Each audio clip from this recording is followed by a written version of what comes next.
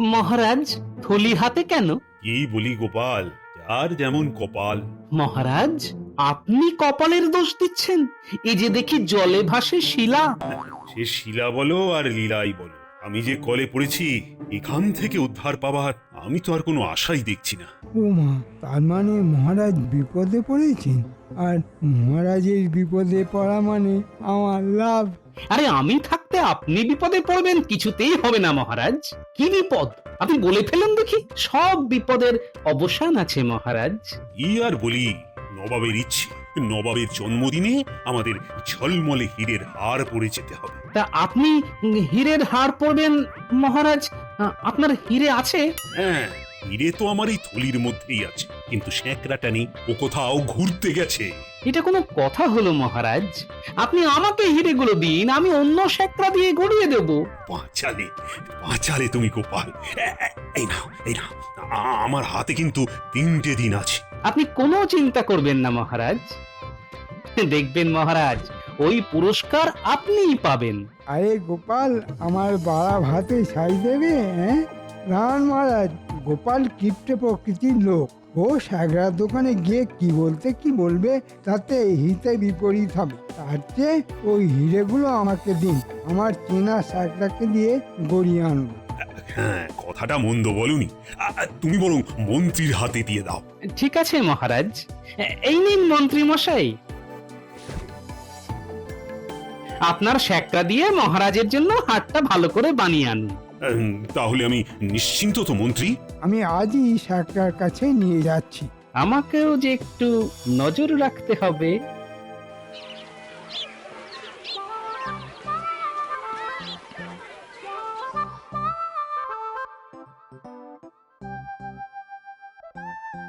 তোমার দোকানে একটু এলাম গো, কাজ আছে। আমি তো কাজের জন্যই আছি মন্ত্রী মশাই। বলুন বলুন, কি কাজ বলুন।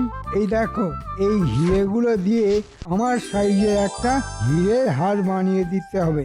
উরি বাবা, এ তো আসল হিরে। এই হিরে আপনার কাছে কি করে এলো মন্ত্রী মশাই?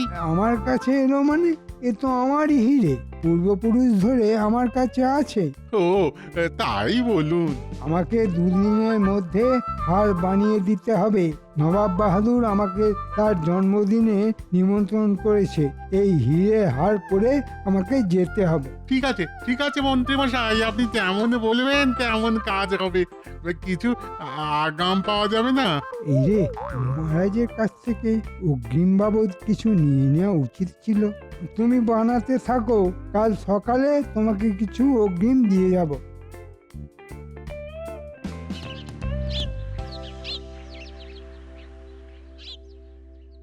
ও গরম পড়েছে না গো?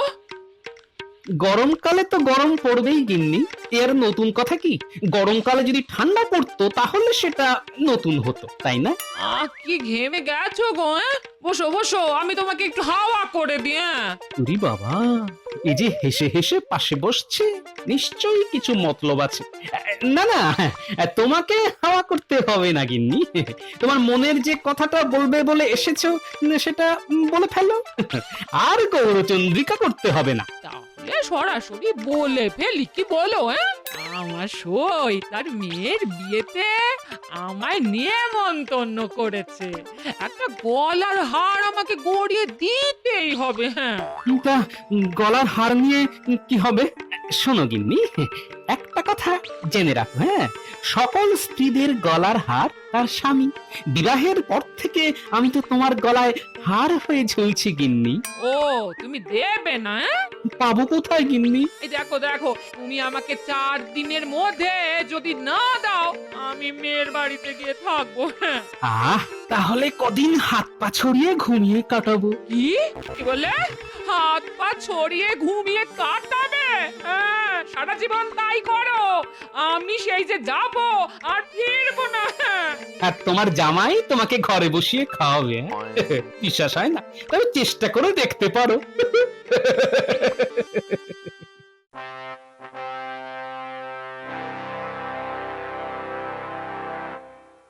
কি গো মন্ত্রী, হারের কাজ কত দূর? চলছে মহারাজ, যে গতিতে চলার কথা সেই গতিতেই চলছে। বড়ই মন্থর গতি মহারাজ।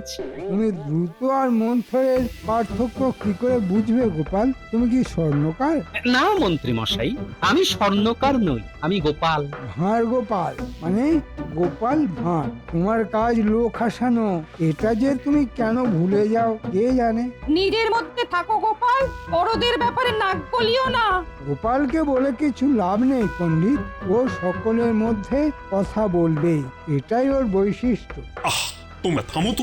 মন্ত্রী, আমি তোমার কাজে কিন্তু খুব একটা সন্তুষ্ট নই। কাল আমার হার যেন আমার কাছেই চলে আসে। আমি পরশু ওই হার পরে নবাব বাহাদুরের দরবারে যাব, কথাটা যেন মনে থাকে। ওই হার তো আপনার নেই মহারাজ, ওই হার এখন আমার। আমি এই হার পরে নবাবের দরবারে যাব। নবাব বাহাদুর আমাকে দেখে কি খুশি হবে। এই ঝকঝকে হিরে হার পরে আমি যখন নবাব বাহাদুরের সামনে দাঁড়াবো, সবাইকে ছেড়ে দিয়ে নবাব বাহাদুর আমাকে পুরস্কার দেবে। দরকার পড়লে কৃষ্ণনগরের রাজাও আমি হয়ে যাব। মন্ত্রী, আমি কি বলছি সেটা তোমার কানে যাচ্ছে? ও হ্যাঁ হ্যাঁ হ্যাঁ হ্যাঁ মহারাজ, হ্যাঁ হ্যাঁ হ্যাঁ আমার কানে গেছে। আমি আজই তাগাদা দিয়ে আসবো। মন্ত্রী মশাই নির্ঘাত কিছু গোলমাল করেছে, ব্যাপারটা একটু দেখতে হচ্ছে। মন্ত্রীর মনে কি অন্যরকম কিছু করছে? না, এই গোপালের সঙ্গে আমায় পরামর্শ করতে হবে। সবার সামনে গোপালকে থাকার কথা বলবো না। বলছি, আমার আজ শরীরটা একটু খারাপ লাগছে, তাই রাজকার্য এখানেই সমাপ্ত হলো। মানে আজকের মতো রাজসভা এখানেই শেষ। মন্ত্রী, তুমি এক্ষুনি শ্যাকরার কাছে যাও। আমি যাচ্ছি মহারাজ। আমি ভেবেছিলাম যে রাজসভা শেষ হলেই আমি সারগার কাছে যাব। আমি আসি মহারাজ। বিজ্ঞানী, আমার কেমন একটা সন্দেহ হচ্ছে বুঝলে। মন্ত্রীর ব্যবহারটা তো একদম ঠিক ধরেছেন। রাজামশাই এতবার ঠকেন, তবু মন্ত্রীর উপর রাজামশাইয়ের এত অচলা ভক্তি দেখে মাঝে মধ্যে খুব রাগ হয়। হ্যাঁ, না না বিজ্ঞানী, মহারাজের উপর রাগ করবেন না। মহারাজ মানুষটি খুব সরল, জানেন তো। উনি মাঝে মধ্যে সব জেনেও তোমার সঙ্গে খুব খারাপ ব্যবহার করেন। করেন করেন, উনি চাপে পড়ে করেন বিজ্ঞানী। আবার বিপদে পড়লে উনি আমাকে ডাকেন। কেন জানি না মনে হচ্ছে আমাকে উনি আবার ডাকবেন। গোপাল দাদা, ও গোপাল দাদা, আরে আরে একটু থামো। ও গোপাল দাদা, গোপাল দাদা। এই রাজপ্রহরীর গলা না? হ্যাঁ, ওই তো আমাদের দিকেই ছুটে আসছে। কি হলো প্রহরী? গোপাল দাদা, গোপাল দাদা, এই রাজা মশাই তোমাকে ডাকছেন। কি বললাম বিজ্ঞানী, সেই ছাই ফেলতে ভাঙা কুলো। যাও, কুলো হয়ে ছাই ফেলে এসো। শুধু কুলো নয়, ভাঙা কুলো। তবেই না ছাই ফেলতে মজা লাগে। সত্যি সত্যি তুমি রসরাজ গোপাল, পুরো রসে টইটুম্বুর। তবে বিজ্ঞানী, তোমাকেও মনে হয় এই যুদ্ধে লাগবে। আমি সব সময় তোমার সঙ্গে গায়ে গা লাগিয়ে যুদ্ধ করতে প্রস্তুত গোপাল। যাও যাও, ঘুরে এসো, মহারাজ কি বলতে চান দেখো। চলো প্রহরী, চলো।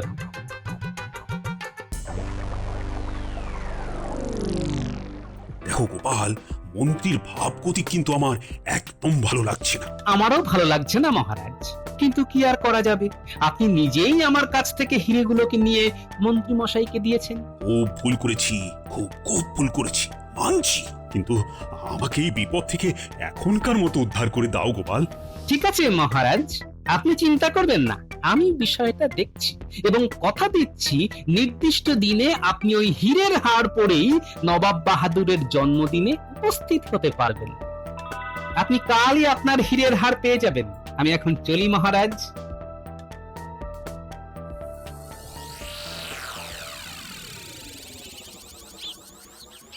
এবার একটু বিজ্ঞানীর বাড়ি থেকে ঘুরে আসা যাক।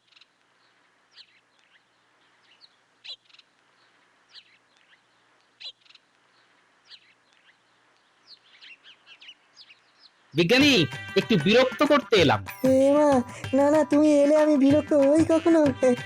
বলো বলো কি প্রয়োজন।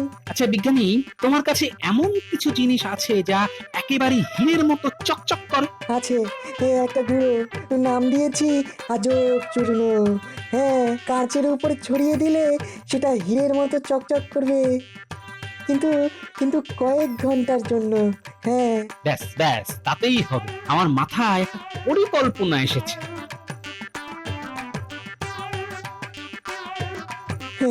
বাহ বাহ বাহ বাহ বাহ বাহ, দারুণ পরিকল্পনা। আমি আমি তোমাকে আমার ওই আজব চূর্ণ দিচ্ছি। মিথ্যে দিয়েই মিথ্যাকে হত্যা করো। দাঁড়াও দাঁড়াও, নিয়ে আসছি, দাঁড়াও।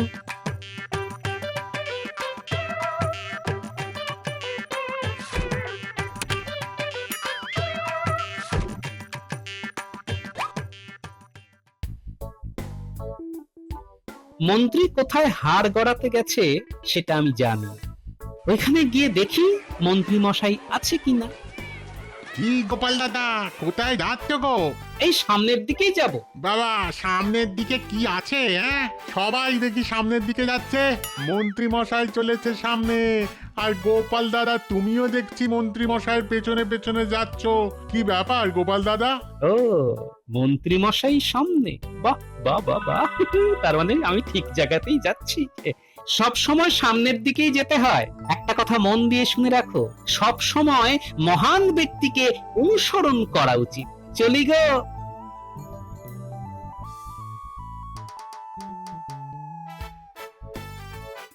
ব্যাস, দুয়ে দুয়ে চার। মন্ত্রী মশাই কোথায় আছেন জানা গেল এবার। আর এই ছন্দ মিলিয়ে দিলাম, তার মানে সভাকবির গুণটাও আমার মধ্যে এসে গেছে।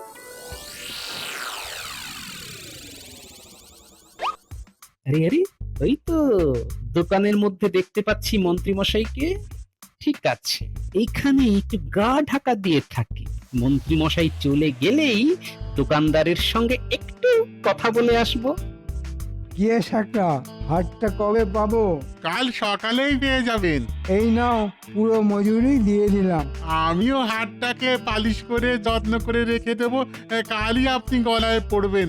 আচ্ছা আচ্ছা মন্ত্রী মশাই, এই হাতটা আপনার তো? আমার নয় তো কাজ। চড়ছেন কেন? আপনাকে তো কোনোদিন ওই রকম হীরের হার পড়তে দেখিনি, তাই একটু কৌতূহল থেকে প্রশ্ন করে ফেলেছি আর কি। এর তো খুব কৌতূহল দেখছি।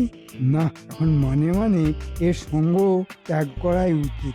কাল সকালে সবকিছু তৈরি করে রেখো বাপু, আমার দেরি সইছে না। ঠিক আছে, কাল সকালে চলে আসুন, আপনার হার আপনি পেয়ে যাবেন।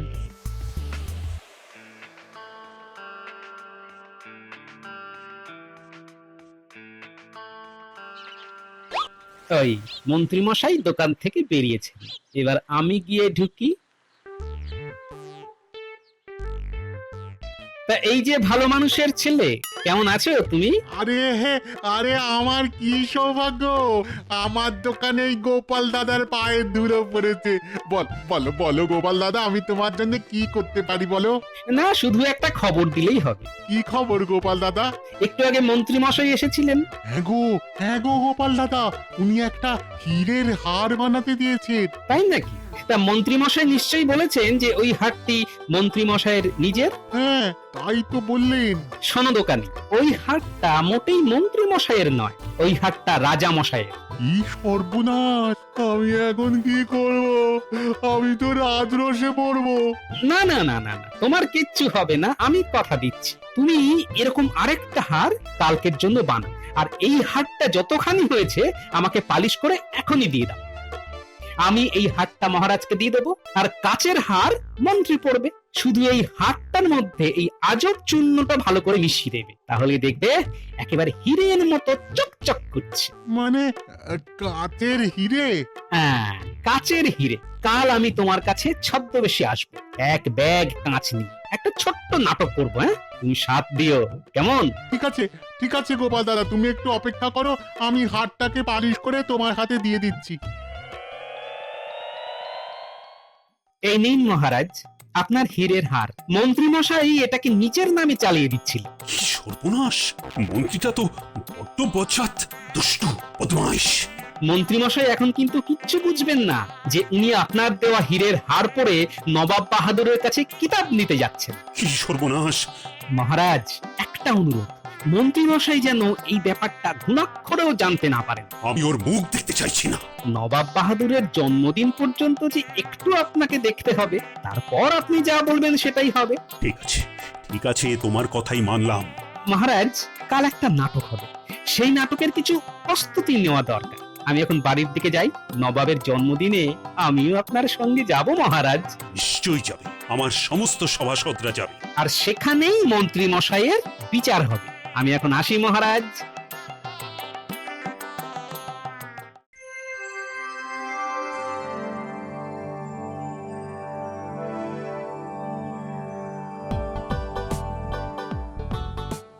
আমার কাছে এই ঝোলার মধ্যে অনেকগুলো হিরে আছে। ভালো দাম পেলে বিক্রি করতে পারি। এখানে আবার হিরে, একটু দরদাম করে দেখি। আপনার কাছে হিরে আছে? একেবারে খনি থেকে তুলে নিয়ে এসেছি।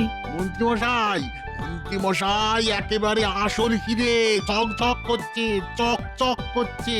ও ব্যবসায়ী, ওই হিরে আমাকে দিয়ে দাও। আমি তোমাকে 10টা স্বর্ণমোহর দিচ্ছি। 10টা স্বর্ণমোহরে এই ঝোলা ভর্তি সমস্ত হিরে? আপনি কি পাগল? তাহলে 20টা স্বর্ণমোহর, আপনার পাগলামি কি বংশগত? 30টা স্বর্ণমোহর, কমসে কম 50 স্বর্ণমোহর ছাড়া আমি তো এই হিরের ঝোলা দেব না। 50? ওরে বাবা, বড্ড বেশি হয়ে যাচ্ছে ভাই। মন্ত্রীমশাই, একেবারে খনি থেকে তোলা হিরে, এই দামটা তো একটু বেশি হবেই মন্ত্রীমশাই।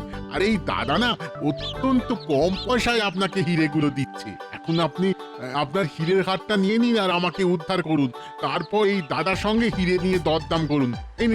এই নিন মন্ত্রীমশাই, এই নিন এই হিরের হার। বাহ বাবা বাহ বাহ, কি চকচক করছে। আমি আমি খুব খুশি হয়েছি। এটা পরে এবার আমি নবাব বাহাদুরের দরবারে যাব। নবাব বাহাদুর কি খুশি হবেন, আমাকে কৃষ্ণনগরের মহারাজ করে দেবেন। তারপর কত উপহার পাবো। উপহার না ছাই পাবেন সেটা নবাব বাহাদুরের দরবারে গেলেই বুঝতে পারবেন মন্ত্রী মশাই। ও ব্যবসায়ী ভাই, দাও 50 স্বর্ণমোহরেই আমায় ওই হিরেগুলো দাও। এগুলো কিন্তু ভারী জলের দ্বারে পেলেন। এই হিরেগুলো এবার আপনার পোশাকে আর পাগড়িতে আঠা দিয়ে আটকে নিন, দেখবেন কি চমৎকার লাগবে। বলছো ব্যবসায়ী ভাই, আমায় খুব ভালো লাগবে? দারুণ সুন্দর লাগবে, ঠিক যেন হংস মধ্যে বক যথা। বাবা, কি কঠিন বাংলা বললে ব্যবসায়ী ভাই। তোমার বাংলা শুনে আমার কি যে আনন্দ হচ্ছে কি বলবো। তার মানে আমাকে হংসের মধ্যে বকের মতো লাগবে? লাগবে তো, লাগবে তো। আবার দেখা হতে পারে মন্ত্রী মশাই। এখন আসি, বাজাবো এখন কাশি। তাহলে শ্যাকরা ভাই, আমার পোশাকে আর পাগড়িতে ওই হিরেগুলো আঠা দিয়ে আটকে দাও ভাই। আমিও ঝলমল করতে করতে নবাব বাহাদুরের দরবারে যাই। আসবো রাজা হয়ে, যাচ্ছি মন্ত্রী হয়ে। কি মজা!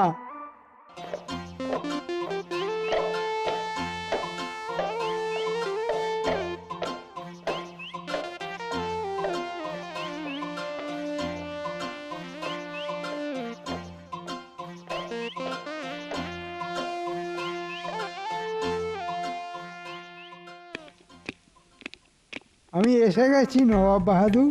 দেখুন কেমন ঝলমলে হীরের হার আর ঝলমলে হীরের পোশাক। অজির মন্ত্রী তো কাচের হার পরে এসেছে, সারা গায়ে কাচ লাগিয়ে কি কিম্ভূত সেজে এসেছে দেখো। না না না, ভুল করছেন নবাব বাহাদুর, একেবারে খনি থেকে তোলা হিরে। কি পাগলামি করছো মন্ত্রী? তোমাকে খনি থেকে হিরে তুলে কে দিল? একটা ব্যবসায়ী। সে তোমায় ঠকিয়েছে। কিন্তু গলার হার সেটা তো সম্পূর্ণ হিরে। ওটাও কাচের মন্ত্রী মশাই। মানেটা কি? মানেটা হলো আমার হিরেগুলোকে তুমি চুরি করে নিজের নামে চালাতে যাচ্ছে। কিন্তু বিধি গোপাল, মানে যার আছে গোপাল তার খুলে যাবে কপাল। তোমার সব মিথ্যেগুলো ধরা পড়ে গেছে মন্ত্রী। আর এবার তোমাকে কি শাস্তি দিই বলো তো? আর আমিও আমাদের বিজ্ঞানীর দেওয়া আজব চূর্ণ মিশিয়ে করে দিলাম হিরে। সেই কাচের হিরে মন্ত্রী মশাইয়ের গলায়। মহারাজ, আপনার মন্ত্রী সংসেজে নবাব বাহাদুরকে খুশি করে রাজা হতে চেয়েছিল। এবার করবো মন্ত্রীর হার ভাজা ভাজা। কৃষ্ণচন্দ্র, তোমার গলায় যে হার সেটা হচ্ছে আসল হিরের। আর এই হীরের হাটটাকে নিজের বলে চালাতে গিয়ে মন্ত্রী মশাই পড়ে গেলেন প্যাচে। সুতন্ত্র, তুমি আমার এই দরবারের আসল হিরে, আমার জন্মদিনের সেরা উপহার তুমি। তাই তোমাকে আমি আমার দরবারের পক্ষ থেকে তোমাকে আমি ঝলমল শ্রী উপাধি দিলাম। আমি ধন্য হলাম গোপাল, তুমি আমার সভার উজ্জ্বল নক্ষত্র। তোমাকে এই হীরের হার আমি প্রদান করলাম। যাক, বউয়ের মানভঞ্জনটা হয়ে গেল। মানে আমার একমাত্র বউ আমার কাছে হীরের হার চেয়েছিল, কোথায় পাবো বলুন?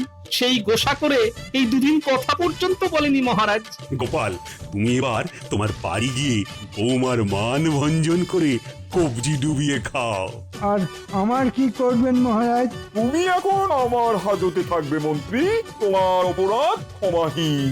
চুরি বিদ্যা বড় বিদ্যা, যদি না পড়ো ধরা, ধরা পড়লেই পাবে তুমি শাস্তি ভীষণ করা। বাহ বাহ গোপাল, তোমার তো অনেক উন্নতি হলো। মানে এই সভা কবির কাছে থাকতে থাকতে তুমিও তো কবি হয়ে গেলে দেখছি। নবাব বাহাদুর, একটু দয়া। এই কে আছিস? এক কৌটো নস্যি নিয়ে আয়, মন্ত্রী মশাইয়ের নাকে দে, কেচে মরুক বেটা। ওরে বাবা, নস্যি নিয়ে হাঁটতে হবে? আমাকে দয়া করে হাজতেই দিয়ে দিন নবাব বাহাদুর। উজিত, মন্ত্রীকে নিয়ে যাও, হাজতে নিয়ে যাও।